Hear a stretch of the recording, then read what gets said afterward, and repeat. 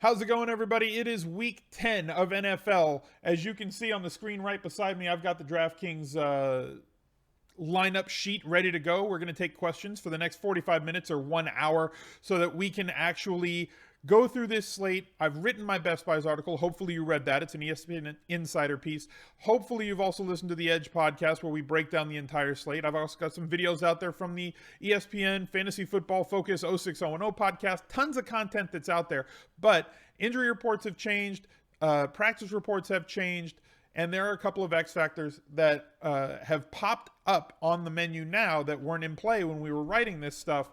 So very interesting. There's a lot of value on this slate. Stars and scrubs is in play. You can go mid-range players. There's a lot of different ways to build lineups this week. So we're going to get to the chat. We're going to ask them some questions. They're going to ask me some questions. And we'll try to answer them as best we can. So here we have the chat. Welcome, guys. Glad that you're here. Let's get to a few of the questions. If you want to ask questions here, you got to subscribe. The chat is always locked to subs only. You can get in for free with a Twitch Prime sub, or if you choose a tier 1, tier 2, or tier 3. And if you're watching this on YouTube on the replay, please be sure to click the like button. Let's see how many we can get this week. Last week we had over 300. Let's see if we can get over 425 likes. Let's see if we can get 425 likes on this video before we move into Sunday. And let's hit it. Al, and there's the big question, right? With Forte ruled out and you decide to go from Howard to Powell, is it more optimal to do one switch to a stud like Anderson or Julio? I think it can change your entire lineup build. CJT Friars, thank you for the new sub. And Top Pearl, thank you very much for the 2-month resub. No Jerry Bark this week. You can unregister all contests. You know, Jerry doesn't bark every single week, but when she does, it's glorious. So it's one of those things you just kind of hope that you get it, but you don't always. So Powell, right? Let's talk about him. With Forte out, Powell becomes the guy who's going to be the probably the most owned player on the slate. Bilal Powell from the Jets, 4K against Tampa Bay, really bad defensive team against the pass, and also not really efficient against the run. The game is in Tampa Bay. Bilal Powell, game flow independent. If they're winning, they're going to use him. If they're losing, they're going to throw him the ball. He's not coming off the field. He's a 3-down guy. He might split some time with Elijah McGuire, but he's going to get the lion's share. We've seen in the games last year and earlier this year what happens when he gets the lion's share of the work, when Forte is out. Saw it against Jacksonville, a very forgiving team to running backs. This landing spot this week against Tampa Bay, also very forgiving.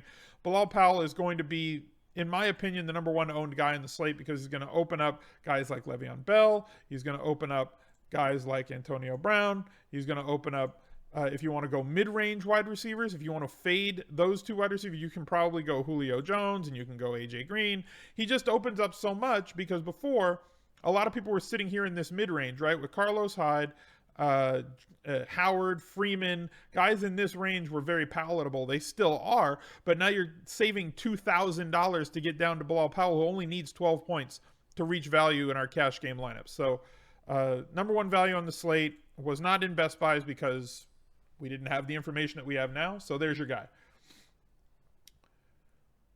Godwin thoughts. So we're talking about Tampa Bay wide receivers here. Let me pull them up real quick. Tampa Bay wide receivers without Mike Evans because he's suspended this week. That leaves these 4 dudes right here. Deshaun Jackson, Humphreys, who plays mostly the slot, B. Reedy, and Chris Godwin, right? So let's plug these 3 dudes. Boom, boom, and boom. I think that Humphreys is the safer play, probably with the higher floor, but Godwin is a ridiculous athlete. Very good player. Has not gotten an opportunity yet, and there's a lot of snaps. Not a lot. Well, there's a lot of snaps, and there's a lot of targets to go around. When you look at 6, 10, 10, 8, 8, 11, 12, like his target market share, Mike Evans, is one of the highest in the league. So those targets have to go around. They're not going to get spread to one person. You're not going to see like Humphreys just all of a sudden get 10 more targets. He may get, 6, 7 targets. Godwin may get 4 to 7 targets. Jackson may get 6 to 8 targets. He's not a guy that can really sustain 14 targets on a week-to-week basis. But I think that he's fine. I think Jackson's fine at 4,900. If you want the extreme value, I prefer Humphreys in cash, and then Godwin, I think, has massive tournament upside, especially against the Jets. Humphreys is going to catch a lot of underneath stuff. Godwin has more downfield ability. Casey Wagner, week 10, let's do this. Thoughts on Ryan if Julio plays? Julio is going to play, I think. based on today's practice report. He practiced in full and he was fine. At this time of the year, you also have guys like Julio who basically always take off Wednesday. So, like, don't flip out over Wednesday practice reports. Thursdays are more important. Friday is penultimate. If they're not practicing Friday, they might not. They're likely that they will not play. But, like, if they practice Thursday and practice Friday, they're fine. Wednesday is like, a lot of guys get a Veterans Day off. And it is Veterans Day, so. Which do you prefer out of Gurley, McCoy, and Fournette? I prefer Fournette the best out of those three. Okay to play Powell, Humphreys, and Selleck in cash to get all the studs. I'm not against that at all. Devontae Freeman, a good pivot. Devontae Freeman's not a pivot. I think he's kind of a core play, but there's a lot of core plays in that mid 6K range. Blow up spot for Fournette, like blow up in a good way or a bad way? Like, I think it's a good spot for him. Never fade the flow chart. Never. If you don't know what the flow chart is, it means play tight ends. Essentially, the short answer is play tight end against the Browns and the Giants. I'm afraid to play the tight ends that are on the Lions going up against the Browns, but it's a good spot. I'm just not going to be overexposed to Ebron. I'm definitely not going to be overexposed to Fell. I have no problem with Garrett Selleck. I have 100 lineups reserved. You and your buddy always play high stakes. Wait, what? You saw I have 100 lineups reserved. You and your buddy always play high stakes. We're talking last night, and he basically was asking how I enter them in together ahead of time. Use dummy lineups or use an Excel file full of lineups. It's an Excel file. You can the sites you can download a CSV, and then when you have your lineup generator spit out a bunch of lineups, you just copy and paste over the lineups that you have that are the dummy lineups, and then it populates all the other ones. And so it's like a 2-click update. It's the fastest way to get lineups in, and they exist everywhere. You can find them on pretty much every site at this point. There's some sites that specialize in it, and there's some sites that have it as a tool. Most sites do at this point for like the last 12 months. Do I post articles? If so, which site? Small site, ESPN, has my Best Buys article every Thursday. We're hoping that it works out. It's a small site, not a lot of traffic. Hunter Henry, Jacksonville semi-week over the semi-week over the middle. Yeah, I'm not against Hunter Henry. I think he's a GPP play, not somebody I'm focusing on in cash. Darkwa, DK cash? No, I'm not going to jam Darkwa, DK cash, especially considering that he's 500 more than Bilal Powell. Bilal Powell's the play. Any question at like running back at 4K is always going to be Bilal Powell. He's going to be the highest owned guy in the slate. Charlie 4805 and B Weeks, thank you both for the new subs. Is paying down at QB necessary with the value opening up? It might not be. Like, you can still do it. You know, you could still do it and then have a lot of stud players around, right? So like right here, right? So if you're going to pay down for Fitzpatrick and you're going to plug in Powell, right? And then you plug in one of those Tampa Bay wide receivers. Let's just put Godwin because he's min salary, right? So you put those three guys, and you're going to put Selleck. Like, these are all the... Like, I'm not giving anything away. These are like the top value plays, right? So you plug those dudes in like a 3K defense, and like the 3K defense this week is the Bears. I also think they're going to be chalky. So there's all the chalk value plays, right? And fine, maybe Humphreys instead of Godwin, whatever. So you have like 8,100 to spend. Do whatever the hell you want with that, you know? You got 8,100. You got freedom. I mean, you could pay up here at quarterback. You could just avoid one of the min salary wide receivers. You could avoid playing Selleck if you think he's too high variance and play a little bit higher priced tight end. It doesn't necessarily mean you don't have to pay down at quarterback. It just means that you have flexibility to do whatever you want. There's all the chalk value plays, guys. Like, they're all right there. Do whatever you want with the rest of your line. If you want to go full stars and scrubs and play stud, go for it. You can go stud, you know, high, like Bell Brown mid-range guy. You can do whatever you want with this core of value plays. They're going to be the highest owned value plays, in my opinion, whether it's Godwin or Humphreys, whatever, you know, and then fill in the other guys. You could plug in a higher price quarterback and get rid of Fitzpatrick. You could plug in a higher price wide receiver, get rid of Godwin or Humphreys. You could play all those guys and get rid of Selleck. Do whatever you want. But those are the guys that people are going to be building around at all those different positions this week. Is it viable to play Bell and Brown in the same cash lineup this week? Yeah, I think so. It's viable. I don't think it's necessary, especially with like AJ Green at 7,700 and Julio at 8,000. Like, I don't know if it's necessary to play both of them. And then all the running backs in the 6K range. I don't think it's necessary to play both, but you got to have one of them, I think. Hyde, Powell, and Howard okay in cash. Yeah, definitely. Favorite stud this week for cash, probably Antonio Brown, or one of Brown or Lev Bell. I'm not against either one. You got to have one of them. Bell, McCoy, and Powell all in the same cash line. Sure. I'm assuming Powell is implied in cash at this point. Do I like Brown or Bell? But it's going to depend on its taste. I don't know. It depends on how the lineup breaks down.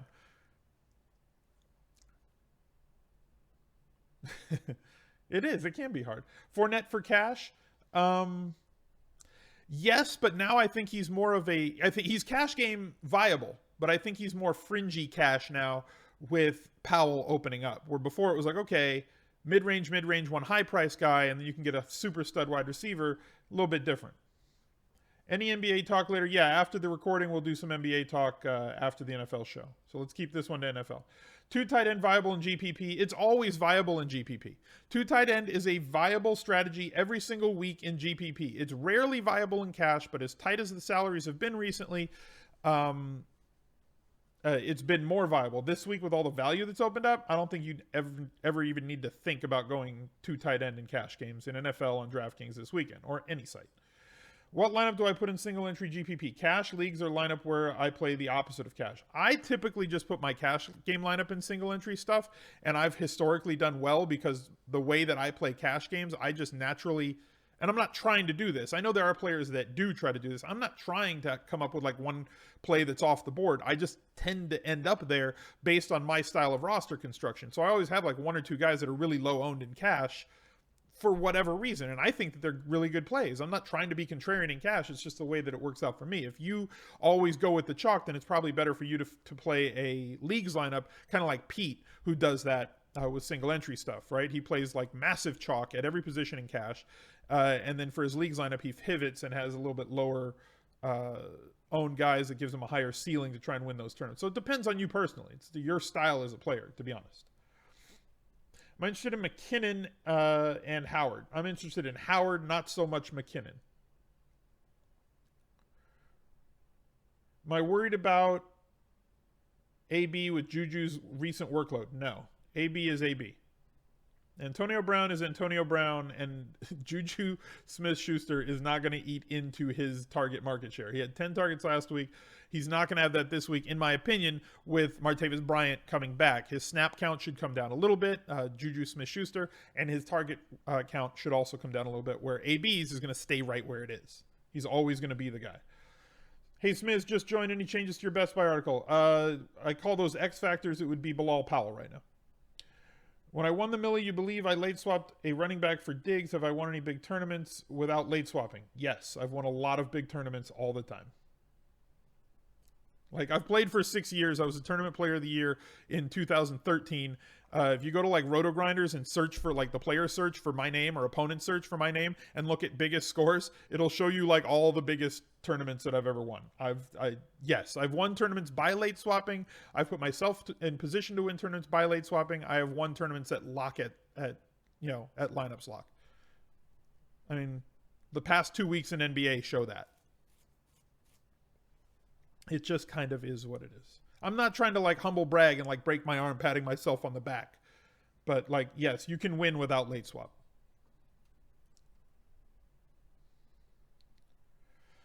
A.B. Howard or Bell Marvin Jones Jr. in DK Cash. I think it's closer than most people think because Howard is a great play, but Marvin Jones Jr. is getting like 10 plus targets a game for the last few weeks. I think that's a lot closer than people think. I'm probably right now going to side with Howard AB, but I honestly don't think like it might be like within a point on raw projection. And the upside is definitely with the Bell Melvin Jones side. Like that's a great question for like cash lineup versus leagues. Like if you go the one way in cash lineup, do the other one in your leagues lineup, the high upside one in your leagues lineup. Tate and Shepard in cash? Probably not. Selleck and Hyde, a bad idea. No, because they're too cheap. You know, Selleck, I don't mind playing players from the same team if they can get to value on volume. And both of those guys can get there on volume alone without having to score touchdowns and cannibalize each other's score. Where if you have guys that have to score touchdowns to actually beat, reach, achieve value, it's a different question. Did I say Melvin Jones? I meant Marvin Jones. If I said Melvin, it's my fault. What does a league's lineup refer to? Kind of a 2v2, 2 versus 2, or 3 versus 3 pivot off of your main lineup. So like if you have, if you're entering 3 max games, right? Like I enter my cash game lineup, then I make what's called a leagues lineup, where I take my cash game lineup and I make it a little bit different at a couple of spots. Last week, my leagues lineup was essentially my cash game lineup with Dak Prescott and quarterback instead of Goff, with Dez, who was already in there, but then I added Terrence Williams to it. So I swapped out a couple of guys, and then going down in price at wide receiver with Terrence Williams made me bump up somebody else. It just kind of differentiates your lineup from your cash game lineup, but still being very chalky. Cash game, Tate or Marvin Jones? Tate, in my opinion, but Jones is cheaper. Tate has the higher raw projection. Jones has the higher upside, and has been also getting more targets as of late. Prefer Hyde or Howard in cash? On DK, it's very, very close. I'm leaning towards Howard, but I understand Hyde because of his production in the passing game, where you're not going to get that with Howard. Howard has to score a touchdown. Like, as the week goes on, I may just kind of trend more towards Hyde than Howard, just because if he gets 7 targets in this game and catches 4 or 5 of them, Howard's never going to approach that. And if Howard doesn't score a touchdown, it's very likely that Hyde outscores him. Fitzpatrick and Powell for FD cash too. I haven't really thought about it. I don't think Fitzpatrick is. You don't have to go cheap QB on FD, like ever, because the pricing is so soft. Is Keenan Allen cheap enough to warrant GPP exposure? I don't know. I have not thought about Keenan Allen this week, like literally at all. Holy good God. He's 5,400 against the worst possible matchup for a wide receiver. I just don't think he's necessary. Like, what are the chances? Like, okay. You would need all the chalk to fail, and he would have to have a 25 plus fantasy day, which means 10 catches for 100 yards. Right? I don't know that he can get there. Like, to make that a viable play against that defense. And the percentage of time that that's going to happen is low. Thanks for all the help. You've input my DK cash process and have been building a bankroll. Thank you, Miss One Monies. That's what I want. Trying to teach you guys to fish. I understand that people want the answers to the test, right? Like, give me the plays. Tell me who's going to score the most points this week, and we're all going to make money. It doesn't work like that. Like, you got to make decisions. Somebody asked me this morning on Twitter and said, you know, if you put in more time to doing it, then you're definitely going to win more money. No, it doesn't always work like that. There's a cap. There's only so much research that you can do. There's only so much time you can put in. What it really comes down to is this is a skill and this is a talent, and it comes down to decision making. You have to learn how to make better decisions, and you have to make them every single day. More so in NBA, because the decisions come a lot quicker and you have less time to process stuff. So like, it's not about research. It's about understanding what comes when there's a fork in the road, preparing your if-then statements, knowing where you want to go, and then making decisions. I talk about this on the Monday recap show every week. If I have a bad week, how many times this year, we've done 9 of those shows, right? Out of all 9 of those shows, how many times have I thrown up my hands and said, everybody else is a donkey, and I just got unlucky this week, and it sucks that I lost because everybody else sucks, and if it wasn't for luck, I'd win every time. Thank you, Smiz. I know how to fish now. B. Sarekia, thank you for the 500 bits. Somebody else who learned how to fish. Appreciate that. Like, literally never. I've never said that, right? If my lineups don't score this year, every single time, it's been my fault.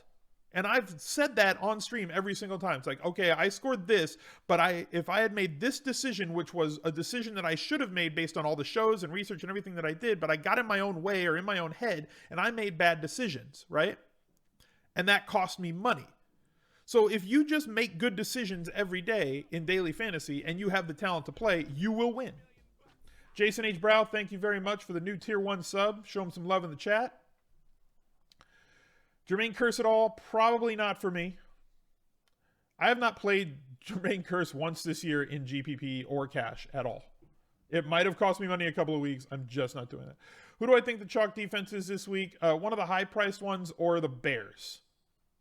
Hyde or Howard? We just discussed that. I've been leaning Howard all week. I'm coming around on. I mean, I think Hyde's great. I'm coming around on Hyde, maybe ending up being better by Sunday morning on DK because of his inclusion in the passing game at full point PPR. Thoughts on Doyle? I think he's getting a ridiculous amount of targets. It's a really tough opponent. I like him better than T.Y. Hilton this week. If you're considering playing one of the Colts and bringing it back.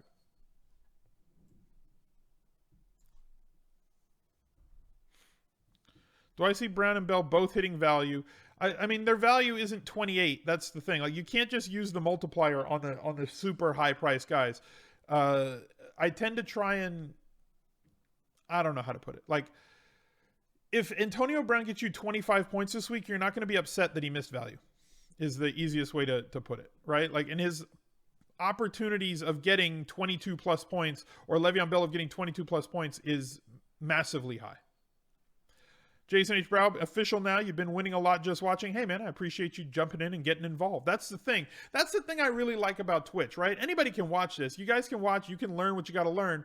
And if you choose to subscribe, it's totally up to you. If you feel that there's value in watching this stream, if you're learning from this, if you think that it's entertaining, if you just want to be involved and you want to jump into the Discord and be in the subs only channels, you can. And it's right up there. You click the subscribe button. You can easily link your Amazon Prime account to your Twitch account and get a free sub token. And I cannot beat absolutely free. If you want to get in for a tier 1, tier 2, or tier 3 sub, it's up to you about the level that you want to get involved, and it's up to the viewer. So if you think that the show's good and you like what you see and you want to jump in here and be a part of the 2 Comma Club, then come on in. Water's warm.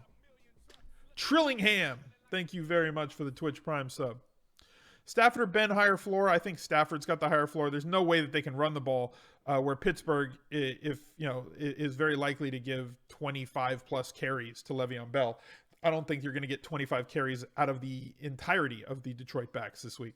Strategy on 20 max, cash lineup, 2v2 swaps over 20 lineups. Just curious, crushing some cash but struggling 20 max. I would focus on like 3 or 4 quarterbacks and build lineups around them. Right? Do I think game flow can hurt Bell's value? No. How? If they're behind, they're going to throw him the ball. Right? It's not like he comes off the field if they're behind. If they're way ahead, they're just going to hand him the ball more. If they're scoring a ton of points, he's probably going to be in on it. Like, I don't see any way that game flow would stop him. It's just if he scores or not. Bell and Tate or Fournette and AJ Green and Cash. Already have AB locked in as well. If you want to differentiate, and I like to do this in Cash Line, I'd probably go Fournette, AJ Green, but I think that the Bell lineup with Brown is probably better. Juju Smith-Schuster or Jack Doyle? Give me Juju. Paying down at running back, a solid GPP contrarian strategy. The best contrarian strategy is to figure out what everybody is doing and then do something else. And do it in such a way that you have positive lineups with correlation. So if everybody's going to be playing Powell this week, play a different running back. Right? If they're all going to be playing Powell, play Darkwa. Or if they're all going to be playing Powell, figure out what they're going to spend on their 2 or 3 running backs and then spend less or more. Right? So like in weeks when everybody's paying up at running back, pay lower. And that'll allow you to pay up at other positions. Just do something different. That's all you got to do to be contrarian and still not be stupid. Opinion on Big Ben this week. If we like all of his targets, we have to like the quarterback, right? That's kind of my philosophy on Big Ben. I think he's going to be fine. He throws the ball deep more this year than he ever has, a career high in air yards per attempt at 9.9. Never thrown the ball downfield more than he has this season. And he's got an opponent in Indianapolis who's allowed the most deep completions this year and one of the worst 5 teams in terms of completion percentage on those deep throws. So this is a time when he's been making deposits into that air yards bank. It's time to make a withdrawal. Yeah, it's be contrarian, but don't be stupid, right? Like, don't say, okay, well, nobody is on this guy, so I'm going to win because I have a guy that's 0.2% owned. That dude still needs to score a lot of points. So you still want good players in good spots. Don't just pick a guy because of his percentage owned. McCown and Powell, okay, and Cash, yeah, they're not mutually exclusive, right? Like, Powell is going to catch a lot of passes, just like Tyrod and McCoy a couple of weeks ago. Not mutually exclusive players. They help each other out. Beathard and Hyde help each other out. If I say that AB or what? If you say that AB or LB don't need to hit value and you're saying low price guys you put in must exceed value, correct? Yeah, I need the upside from those guys, right? Like, I'm not expecting 50 fantasy points when I play Le'Veon Bell or when I play Antonio Brown. When I play a 3K guy, I want 20-point upside, right? So like Garrett Selleck at 2,500, like I kind of want 8 or 9 fantasy points out of him, and I'm fine because it allows me to pay up for the higher floor guys that are higher priced. But if he scores a touchdown at all this week, that puts him at 16 points, right? Like if he catches 4 catches for 40 yards, that's 8 points. I'd be okay with that, right? Like I'm Jewish, Dayenu, right? It would have been enough for me if that was the case. But if he catches 4 for 40 and a touchdown, that's 14 points. That's like 6x value. That's great. Let's go. We're rolling now. Right? So like they have to have a path to exceeding value for the low price guys, where the extremely high price guys at 9K, they just need to have a path to 30. Any word on Clay? Yeah, got word on Clay. They expect him to play. Is all that I know. They expect him to play. I don't know what percentage snaps. I don't know what type of targets. But if he plays, even with Benjamin out there and J-Matt moving back to the slot and LaShawn McCoy doing what he does, Clay is still going to get over 20% of the market share of targets in Buffalo. Is there a model like 4x plus 10 for NFL like how NBA is? No, NBA is more possessions, no event-based scoring. It's not rock and jock NBA, so there's no 25-point shot that's going to blow things up. Where in NFL, like I was nowhere near the top of the Millie Maker last week, and then Baldwin catches like a 50-yard touchdown, and oh, hi, I'm in the top 10. Like, there's no one event in basketball that totally changes everything. It's a lot of little events that add up over time. Football, you can have one big play, and you just kind of blow up the entire sheet. Chiefs fan 58, welcome to the VIP, another new member. Thank you very much. Great job filling the cup today, guys. Really appreciate all the support. New follows, new subs, people donating bits. Appreciate all of it, guys.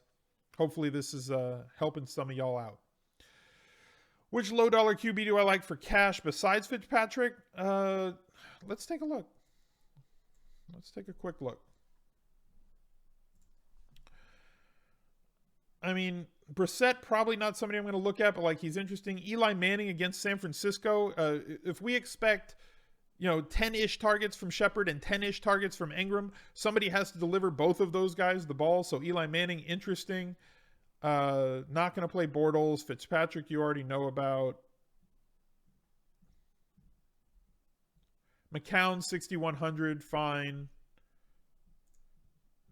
If you think that if you think that the Giants have quit, like Beathard at 4,800, the 2 rushing touchdowns in the last 3 weeks. Look at the amount of rushing yards he's gotten. Pretty much every single week, he's somebody who's going to move the ball on the ground a little bit and give him a little bit of a higher floor. There's only 1 week that he missed value, and it wasn't all that much. It was against Philly. He's exceeded value both of these 2 weeks. He'd be another guy on that cheap quarterback list, I suppose. Andy Dalton, yeah, I'm not against Andy Dalton, especially against Tennessee's bad pass defense or forgiving. Like, I don't want to say that, like, I hate saying like bad pass defense or soft pass. Like, soft is like the worst thing you can say about an NFL player. And I don't mean that the players are soft. I mean soft from a fantasy perspective. They give up a lot of points, or they're bad. They give up a lot of points. I don't mean about the players. 13-mile-an-hour wind, a problem for pass catchers in Tampa Bay. Like, I don't know about individual wind. Like, hey, the wind's up from 11 to 13. Should we fade this game? Like I start worrying at like 20 miles per hour with 30-mile-per-hour gusts. Like 12-mile-an-hour wind is not that much. And like, is it sustained? Is it just going to be like 12 the whole time? Or is it going to be like a breeze and every once in a while it kicks up to 12? Like, I can't predict that.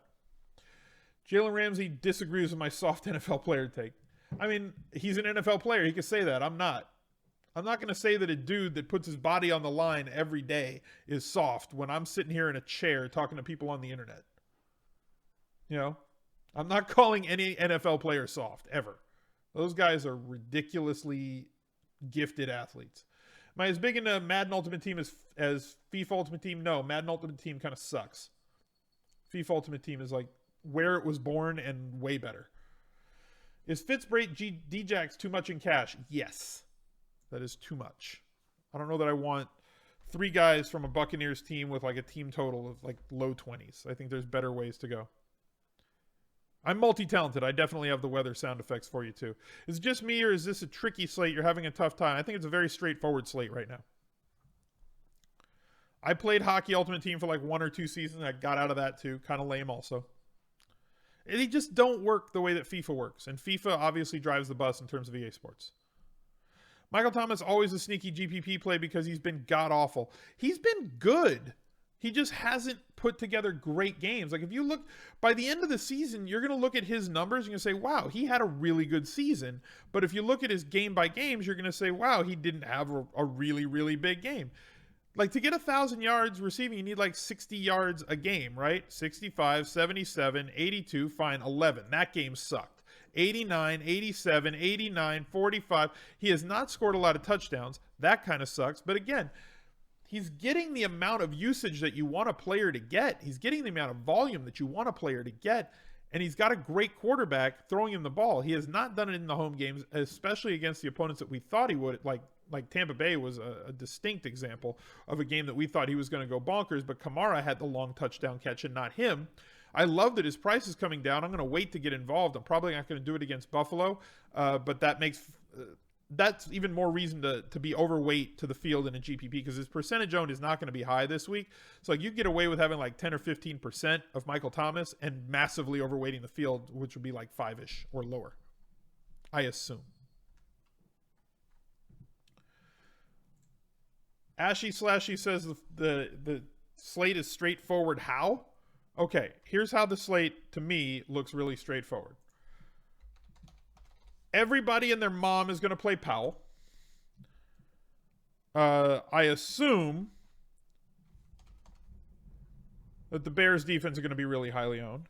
I assume that Selleck, at least in sharp lineups, like the higher dollar 50-50s, is going to be pretty highly owned. That leaves us with 6,700. You know, we're going to pick one of Le'Veon Bell and Antonio Brown, right? So let's start with Brown. Let's just match the Bears up, right? So let's just go with Howard because why the hell not? Home running back, massive favorite. Wide receiver. How about Julio Jones? He's good. If you don't like him, go with AJ Green. Fine. How about Marvin Jones? How about Stafford? You got 3,900. Fine. How about Fitzpatrick? And you got 5,800. And that looks pretty straightforward to me. That's not all that difficult. Right? Just find the values. You plug in all the like really good guys. It's pretty simple. MP says, I think we have 5 spots filled and 4 spots to do whatever the hell we want. I agree. Let's play some Call of Duty soon. I'm terrible at Call of Duty. And I have a major issue with the game, and we'll talk about it after the NFL stream because nobody wants to hear about video game takes on an NFL show. Like it just like I said, there's like certain simple plays that I just think everybody's gonna have that are gonna be like 50% owned in cash and like 30% owned in tournaments. And then it's just make the other decisions. Like it makes it real easy this week. And if those guys go off, is Humphries a must for cash without forcing AB and Bell? It doesn't seem that Humphries is necessary. Exactly. If you want AB and Bell, you're probably going to have to go with one of those extreme Tampa Bay wide receiver values. If you don't want to go with one of those extreme values and take on the variance with those guys, you can just play a mid-range guy and get there as well. Like, okay, so if you don't play the mid-range guy and you want to save 1,500 or more, you don't play Antonio Brown and you play Julio Jones, you save 1,500. That brings you up from the min salary guy at 3K to a 4,500 guy. Okay. How do you tell the difference between variance and making a bad play? If you're just reflection, like you look at it, you look, what did you miss? What could I have done differently? I go over it every Monday on the recap show. And we'll do it again this Monday. If I'm doing one GPP lineup, does any of this logic change? You still like the value plays, just get cute elsewhere. I don't think you have to get cute, just do something different, right? I don't think that you need to like do that much different, right? Like for a GPP lineup, like if we're doing like, let's say we plug in Powell. I'll bring up the DK screen in a second. Right? Like, if we plug in Powell and Bears, like, let's just plug in, like, the mega chalk. Give me a mega chalk player, chat. Just throw up any mega chalk player, and then we'll do something here in cash. Whether it's Selleck or whether you think a wide receiver is going to be mega chalk. I don't care which one it is. Okay, Selleck, Howard. Okay, let's plug in Selleck and Howard. Okay, so we'll plug in Selleck. We'll plug in Howard. Okay, those guys look like kind of mega chalk to me. All right. Now let's pick a quarterback. Pick a quarterback that you think is going to be like a good play this week. So, like, looking at like just the team totals, Falcons and Cowboys, Brown and Bell, whatever. How about this? How about Stafford? And then, like, how do you be contrarian? Like, how do I build this differently? Not a lot of people are going to have a double stack. So, like, boom, boom. There you have a contrarian lineup now. And you still have the chalk, and you still have 7,300 average price per player to spend on the other guys, right? And it leaves you open. Like, just play the right guys, and then there's your 2v2 switch. Like, just go with a double stack from a really high expected scoring game, and you have a differentiated lineup from a lot of people. Will Ebron be the outlier in the tight end flow chart this week? He'll probably drop 3 touchdowns.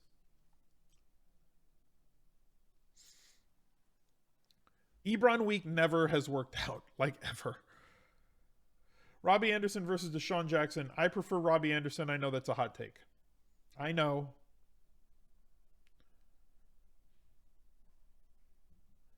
I will not play Ebron. I will not play Ebron. Exactly. Like, you have to, it's like Simpsons. You have to write it on the chalkboard like 50 times.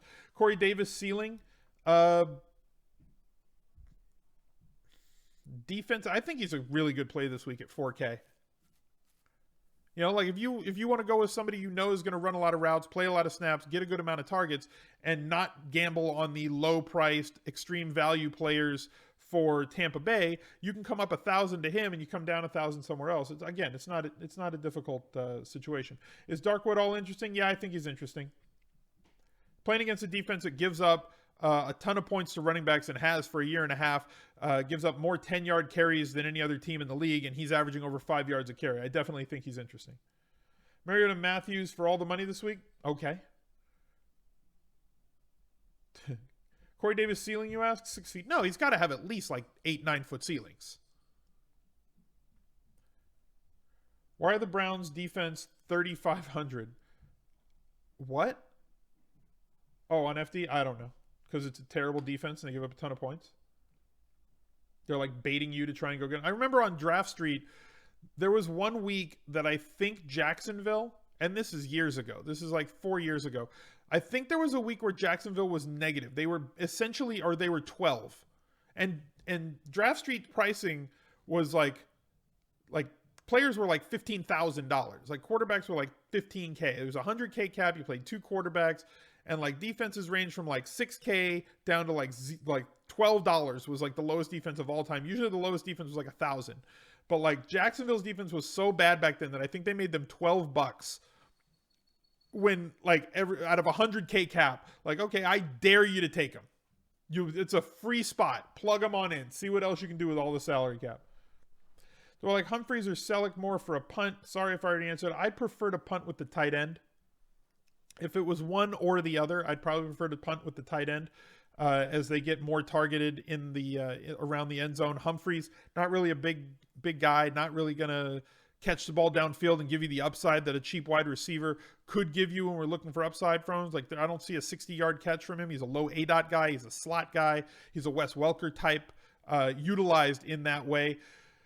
Not really game-breaking ability for him either. So he's he's a good play. I think he's a good cash play, but I'd prefer Selleck with a higher chance for upside at a lower price, 600 less for him. Favorite game stack this week? Probably Atlanta, Dallas. Rivers throwing 3 interceptions this weekend? I don't know. Godwin cash game viable? Yeah, I think so. I think he's fringy. And that's the other thing. Like, you prefer the upside over Humphrey's low ceiling. I get that, right? Especially like as you move up in stakes. I don't know if you're a low stakes player, high stakes player, irrelevant to the discussion. But in higher stakes games, especially in NBA, There's a lot of overlap. In an NFL, there's a lot of overlap. A lot of the games that we're playing, especially head-to-head, you're playing 2v2s or 3v3s, right? And we got like 5-6 players that are exactly the same. So I understand embracing the variance and going after somebody with more upside so you can win all of your head-to-heads as opposed to just matching people with a player at the same price point. I have no problem picking the guy that's a little bit higher ceiling player in that spot. I think it's pretty awesome, to be honest with you. It's a great way to play the game. Do you need exposure in cash to Atlanta and Dallas? I don't know, right? Like, that's usually the first thing I try and do, is target the highest scoring games on the slate and make sure I can get guys into my lineup from that game, right? Well, okay, Prescott's too expensive. Matt Ryan's pretty expensive and has not really been performing all that well. Elliott's out. Freeman, I think, is fine at 6K. He's very interesting. Atlanta, not good against pass catching backs. So if you think that McFadden's gonna be like, these guys are way priced up, I'd much rather have Freeman than either of these two. The wide receivers, I think Julio Jones is definitely cash game viable at the price against Dallas, who's just been very leaky and has given up like 6 20-point wide receiver performances in 9 weeks. So awesome. Great. You know, I think he's fine. Des Bryant dealing with an injury, probably not going to dial him up. Sanu, I think, is interesting. Williams way up from where he was last week. Like, I don't know that you got to go after these guys in cash outside of maybe Julio Jones and maybe Devonta Freeman. I love Dak for tournaments.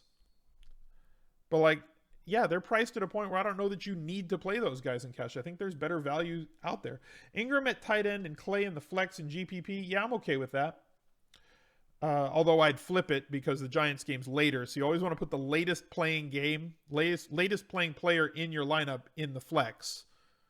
You know, because it gives you more flexibility as things go. AJ is the pivot if Julio out. I think Julio's going to play, but yes, AJ would be the pivot if Julio's out. Nice if-then statement. I like that. Good thinking. How do I feel about Sterling Shepard in cash? I like him. I think he gets 8 targets minimum. Too late on the Rams. Triple stack and GPP are viable again this week. Point chasing. Could be point chasing, but Houston is a bottom half of the league team in terms of pass yards per attempt and fantasy points per attempt. Those are the teams that we said from last week that Jared Goff feasts on. That's when he has his best outings this year, averaging now well over 20 points per game in those situations versus 12 points per game against teams in the top half. So, yeah, I think it's fine. I'm probably not going to go after Watkins. I think Kupp is okay. I think that Woods is fine. You know, he's not going to catch a 50-yard, turn a 3rd and 33 short catch into a 60-yard touchdown reception every week. Goff was ridiculously efficient last week with a bunch of long touchdowns, like 30-plus points on 15 completions or whatever he had. Not really expecting that again. I'm saying it's a possible Mount St. Julio eruption week. I am. I said as much on the 06-0-0. I'm trying to bring Adams' Mount St. Julio to the masses at this point. Thanks for the shows and growing this community on Twitch. It's been waiting for someone to do this for a while. Love the advice. Thank you, nice guy. See, he is a nice guy. Aptly named viewer, nice guy Matt Z. Julio for cash when he's hurt every game and on the sidelines half the game. I mean, okay, he's hurt every game and on the sidelines half the game and still had 20 points last week. Like, people are really mad at Julio for having 20 fantasy points last week because he didn't have 35 because he dropped a 50-yard touchdown pass late in the game. Like, and I get that. That's frustrating as hell, but, like, still had 20 fantasy points. Is Shady the best leverage, high-price wide running back? You know what? That's very interesting, and I don't disagree. I do not disagree with that at all. I also think Ingram's in there as well. Think about this. Everybody's going to be off Ingram, right? Ingram was the guy that we were all on last week, and he failed after 3 straight weeks of having really good volume. 25 touches a game for like 4 straight games. And then last week, he still played the same amount of snaps, guys. He's still got 16 carries. They did not include him in the passing game for whatever reason. And everybody says, well, Alvin Kamara took the job.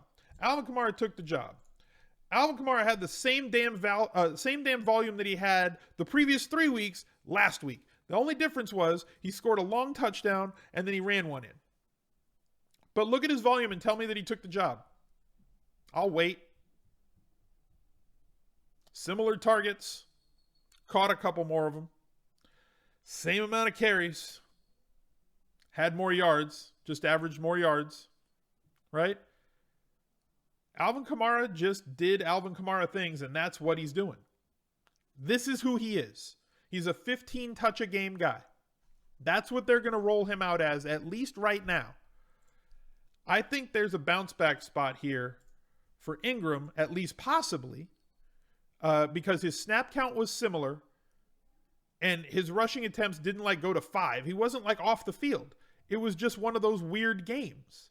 I think this is a great buy low opportunity on percentage owned for Mark Ingram this week in GPPs.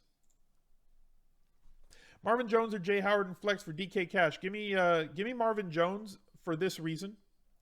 Jay Howard is not involved in the pass game at all. Howard has to score touchdowns this week, and he could. He's got a good touchdown prop.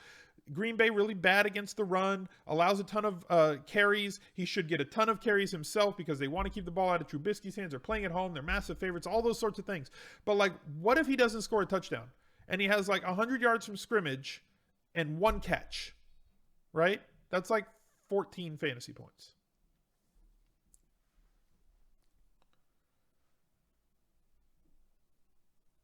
Robbie versus Shepard for DK Cash. I think Anderson has the higher upside, and I think they have a very similar raw projection.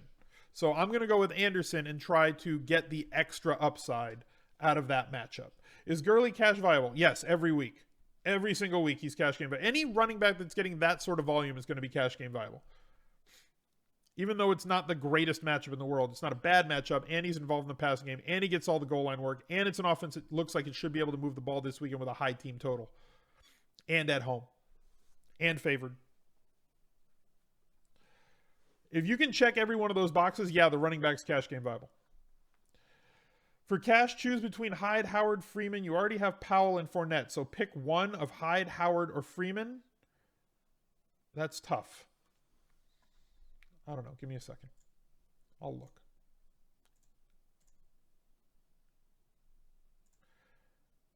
Let me check.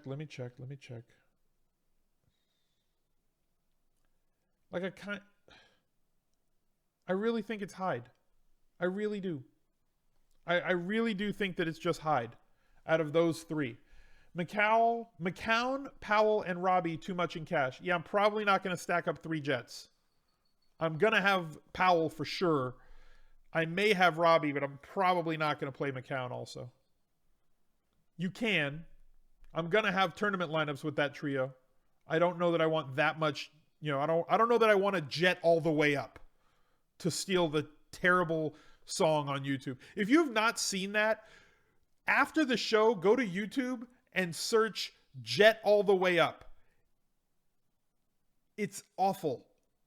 It's worse than Man's Not Hot. It's worse because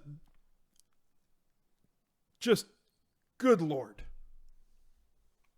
Marvin Jones cash viable. Yes. Any wide receiver that's getting 11 targets a week, 100% is cash game viable.